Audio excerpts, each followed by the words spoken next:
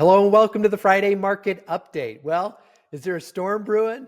Well, let's jump in. Let's talk about rates first. They were pretty quiet again this week. They finished at 6.34% for a prime conventional borrower, according to Mortgage News Daily, my favorite website on the internet. Not exciting on the surface, but the calm feels like we're a few minutes right before the clouds open up. So everything is lining up for rates right now to trend lower, and your clients need to hear this. So quick perspective. In January of this year, 2025, rates peaked at 7.26%. Now, since then, we dropped more than a full percentage point to 6.13% twice, once in September and once in October. Now, that's a massive shift. And to give you perspective on that, essentially, they say a 1% drop in interest rates can create an extra 5 million qualified buyers. And the entire country has only been selling about 4 million homes this year. So if rates drop again in 2026, which I believe is going to happen, get ready. That is when this storm hits. Now, but here's the twist. Not all storms are a bad thing. A big rain can cause a mess, or it can create the best spring you have ever seen.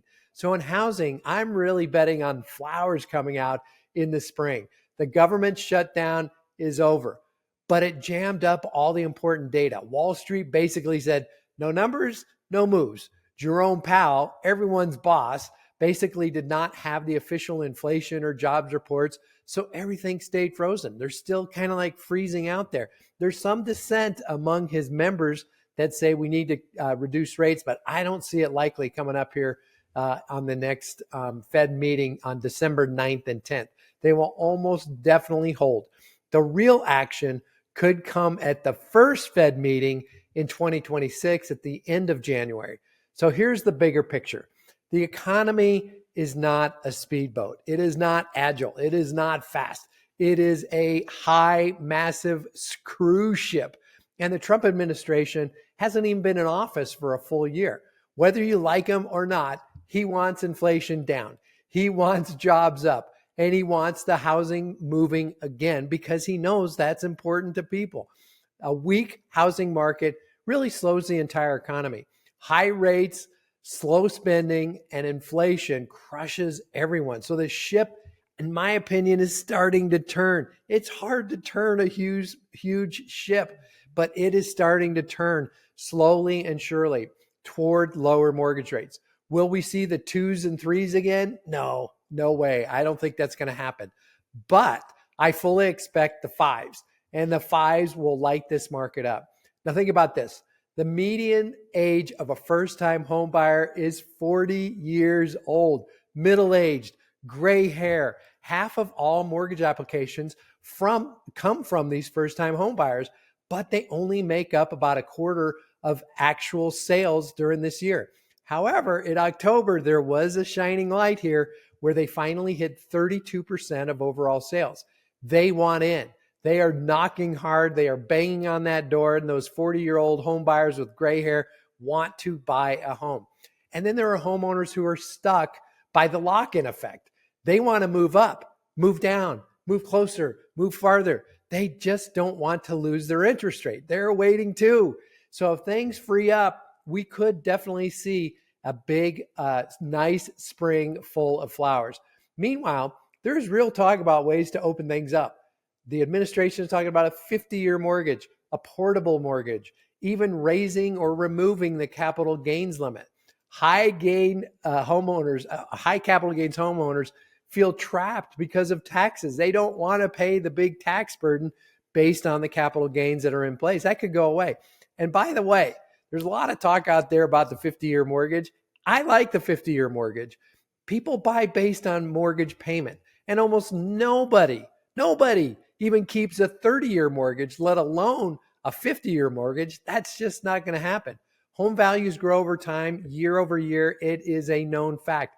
And the people's incomes will grow. And the borrowers can always pay extra monthly, so they will not be stuck with this 50-year interest. It was interesting because I had a conversation with my son, and he thinks people, if they get a 50-year mortgage, they have to pay 50 years worth of interest. That's not so. You can pay it off early. And I firmly believe that it would be less than 2%, maybe even 1% of anyone would ever hold it for the full 50-year term. But guess what? The media focuses on that 1 or 2%. So it's like, what if they would pay so much more? That's not going to happen.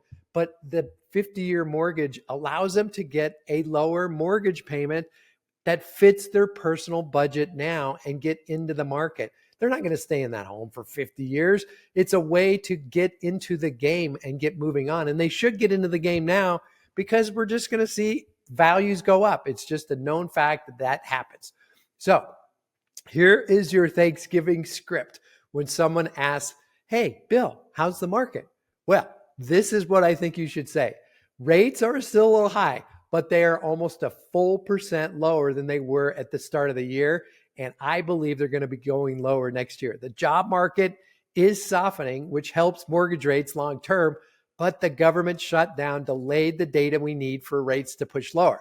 So we may stay in this range through the end of the year, maybe a little bit into next year. But the thing is, my clients don't pay current market interest rates. I negotiate seller credits, which they're giving money away to these buyers to buy their home. So they can buy down their rate and they can get something closer to the 2021 interest rates. Now, the biggest threat that we see is not interest rates. It is waiting for the perfect moment, for timing the market. Don't time the market. It's time in the market. If they wait too long, prices will jump when demand opens up.